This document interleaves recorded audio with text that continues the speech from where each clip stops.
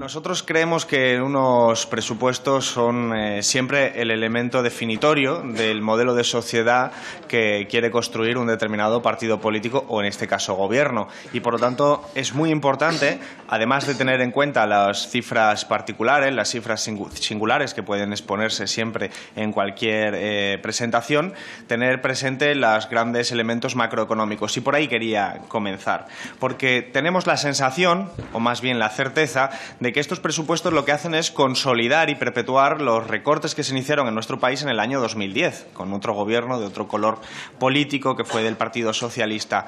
Y creemos que esto es así y que, además, el plan de estabilidad, el programa de estabilidad aprobado por el Gobierno, lo que plantea es que va a seguir siendo así para los próximos años. Y esto es enormemente preocupante porque refleja el modelo de sociedad que tiene en la cabeza el Partido Popular y, en este caso, el Gobierno de Mariano Rajoy, al que usted representa, que es un modelo de sociedad en el que el peso de lo público, especialmente de aquellas partidas que sufragan y permiten realizar determinadas actividades y tener acceso a determinados servicios fundamentales para la vida, pues son las que salen perdiendo. El gasto público con este presupuesto se queda en porcentaje del PIB en el 40,5%. Estamos en el nivel más bajo en los últimos 10 años, nada más y nada menos, a pesar de todo lo que ustedes dicen de que crece la economía.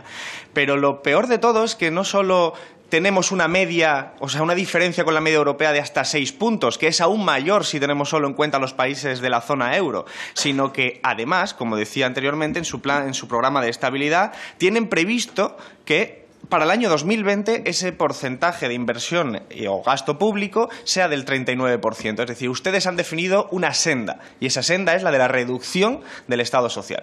Y esto es digamos, el elemento definitorio clarísimo de cuáles son la realidad de estos presupuestos y el modelo de sociedad que transmite. Y cuando vamos entrando poco a poco, vamos viendo cómo esta tendencia se confirma, además en algunos casos de forma dramática. El PIB nominal crece a un 4,3%, el gasto no financiero al 1,6% y el gasto social al 2,3%. ¿Qué quiere decir esto? Quiere decir que se incrementa la desigualdad. Hay una asimetría muy clara. Crece la tarta, pero la parte que corresponde a lo que se beneficia el Estado social es cada vez más pequeño. Por lo tanto, hay un incremento de las desigualdades. Esto se visualiza también muy bien cuando vemos, por ejemplo, que crece el PIB, pero los salarios no, porque los salarios se estancan. En el 2017, usted sabe bien, los salarios crecieron apenas un 0,17%, por supuesto de media. Tenemos unas realidades de precariedad realmente dramáticas en nuestro país, por no hablar del desempleo. Pero de media, un 0,17% crecieron los salarios, con un PIB creciendo por encima del 3%. ¿Qué significa esto? Significa que se incrementan las desigualdades porque lo que sí crece son los beneficios empresariales y la parte que les corresponde a los beneficios empresariales. Y esto es algo que a ustedes nunca les preocupa. Parece que siempre que hablan de competitividad, siempre que hablan de la necesidad de bajar precios para ser competitivos, piensan que los precios solo están determinados por los salarios y se olvidan que los beneficios empresariales son también un componente del precio. Pero a este tipo de inflación de los beneficios empresariales a ustedes nunca les preocupa y tiene que ver con este modelo que plantean estos presupuestos. Cuando vemos las partidas concretas y las comparamos con el año 2010, del inicio de los recortes en nuestro país, vemos que las partidas de educación, cultura y deportes reducen un 21,6%, la de sanidad es un 31,2% inferior e incluso la de fomento un 54,7%. Es la cristalización concreta de esos recortes planteados, porque claro, si se dedica menos al gasto público y a la inversión pública, lógicamente eso después está distribuido de forma desigual también dentro de las propias partidas. Y es muy grave que en un momento en el que ustedes dicen que se está creciendo la economía, insisto, en términos contables, eso es cierto. En términos de Producto Interior Bruto, crece la economía. El problema es en beneficio de quién, a favor de qué modelo de sociedad, y ustedes lo que están poniendo con estos presupuestos es un elemento muy claro. Están poniendo blanco sobre negro sobre el blanco, como uno prefiera decir, porque estas partidas, que son nada más y nada menos que partidas que tienen que ver con la educación, partidas que tienen que ver con la sanidad, pues siguen viéndose en unas condiciones muy, muy por detrás de las de 2010, que es un año de referencia relevante, porque es el inicio de los recortes, como decíamos. Pero todo esto es si atendemos simplemente a lo que aparece escrito en los presupuestos. que es más o menos como un deseo, porque luego, cuando vamos a ver las partidas ejecutadas, la realidad suele estar muy por debajo. En algunas partidas, como las de ciencia, muy por debajo, y en otras partidas, como las de sanidad, simplemente por debajo. Lo que quiere decir que los recortes están agravados. El papel lo soporta, pero al paso de los años lo que vemos es que esas mismas partidas reducen la cantidad efectiva que se dedicó en las mismas. Claro, nosotros lo que podemos comprobar, por ejemplo, es que se han gastado, por ejemplo, en educación 7.400 millones menos que en el año 2010. En el año 2015 con respecto a 2010, el 2015 porque es el último que tenemos los datos de ejecución presupuestaria claros, en sanidad 9.600 millones menos que en el año 2009 y en cultura 5.600 millones. Esto simplemente, lo conoce usted perfectamente, es para abundar en la idea de que estos presupuestos consolidan esa tendencia de los recortes y que va más allá de lo que aparece en los propios datos que usted nos ha proporcionado hoy. Y si de alguna manera hay una ayuda al Gobierno en ahorro adicional, es probablemente en los tipos de interés o los intereses que se pagan por la deuda. Una ayuda que, lógicamente, no es que sea meritoria del Gobierno del Partido Popular, sino de las condiciones financieras internacionales, en particular de la situación de asistencia clarísima del Banco Central Europeo, que con su política heterodoxa, bienvenida en parte, por supuesto, pues está beneficiando en este sentido por 600 millones de euros que proporciona un ahorro adicional al Gobierno de España, que en todo caso no cambia en nada la situación. Y luego vemos algunas cosas muy llamativas y dramáticas, como es, por ejemplo, la congelación, otro año más, de todas las ayudas, subvenciones y subsidios que dependen del IPREM, un indicador al que se vinculan muchas de estas partidas. Si se congelan ese tipo de ayudas, es muy fácil, es aritmética básica, entender que si el precio de la vida sube, por ejemplo, como se estima, al 1,5% y esas ayudas están congeladas, los que reciben ese tipo de ayudas o subvenciones, sean personas físicas o personas jurídicas, están empobreciéndose a la misma cantidad que sube el IPC. Es evidente. Y, por lo tanto, lo que están ustedes haciendo con este tipo de proceso pues es promover pues un empobrecimiento de los sectores o personas, familias, que reciben algún tipo de ayuda o transferencia vinculada al IPREM, que ya sabemos que está congelado desde el año 2010, con una excepción que hubo en medio, pero que eso no cambia en absoluto la cosa. Al contrario, lo agrava, porque significa un empobrecimiento sistemático y continuado y recurrente desde el año 2010.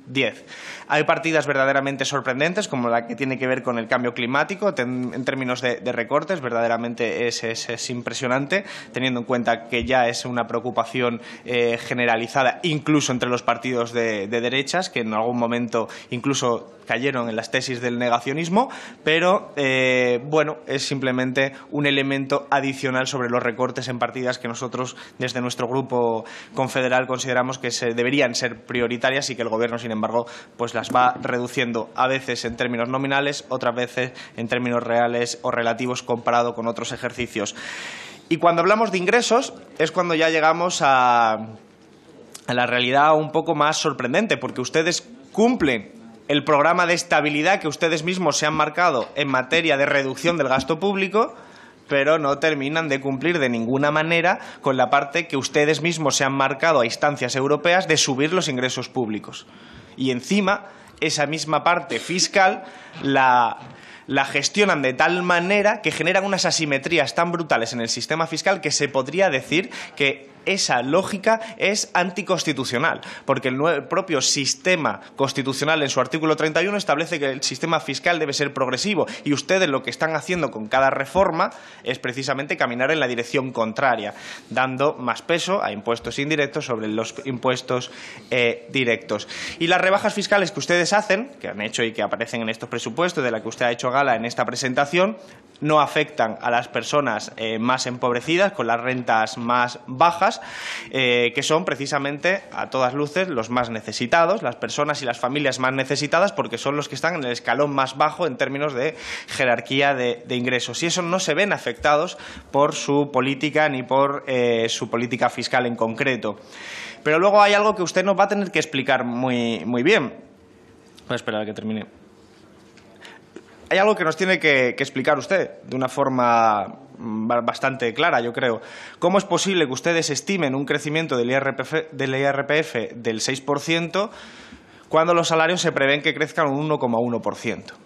¿Cómo es posible? Esto siempre y cuando los salarios crezcan realmente en esa cantidad, porque como le he dicho antes, ustedes ya vieron precisamente en el año 2017 que crecieron un 0,17% a pesar de que habían dicho que iba a crecer bastante más, es decir, unas previsiones bastante incorrectas. Lo digo porque los 2 primeros meses de este año 2018 el IRPF, la recaudación ha aumentado un 2%. No sé qué tipo de evento esperan ustedes a lo largo del año que explique cómo se puede pasar en 2 meses de una recaudación del 2% a una recaudación anual del 6%. ¿Es algún tipo de milagro? ¿Es algún tipo de operación o de evento económico que ustedes creen que va a redundar enormemente sobre las rentas familiares, entre ellas los salarios, que va a permitir que en la próxima campaña de la renta se reciba todo eso? No sabemos bien, ustedes nos lo tienen que decir, porque si no, de lo contrario, vamos a empezar a pensar que son ingresos inflados en calidad clarísimamente de propaganda política sin ningún tipo de rigor. Pero aquí está usted para comparecer y para explicarnos realmente que nosotros estamos en un error.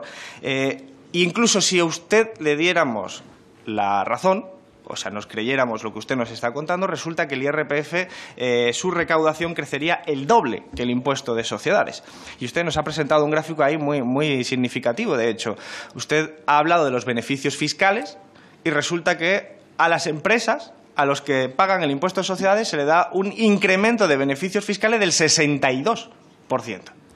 Es decir, hay una asimetría clarísima entre el tratamiento a las personas y el tratamiento a las empresas. Y vuelvo no solo a la parte macroeconómica que le he comentado antes sobre la competitividad, sino sobre todo al cumplimiento de un sistema fiscal que debe ser, primero, progresivo y segundo, debe ser el sostén de un Estado social que está desapareciendo porque el programa de estabilidad que ustedes dicen así lo plantea. Y termino ya, señor presidente. En conjunto, la recaudación en nuestro país suele ser del impuesto de sociedades del 2,4% del PIB. En otros países como Portugal, Suecia o Bélgica es de encima del 3% e incluso en países como el Reino Unido, Francia o Países Bajos está por encima del 2,5%.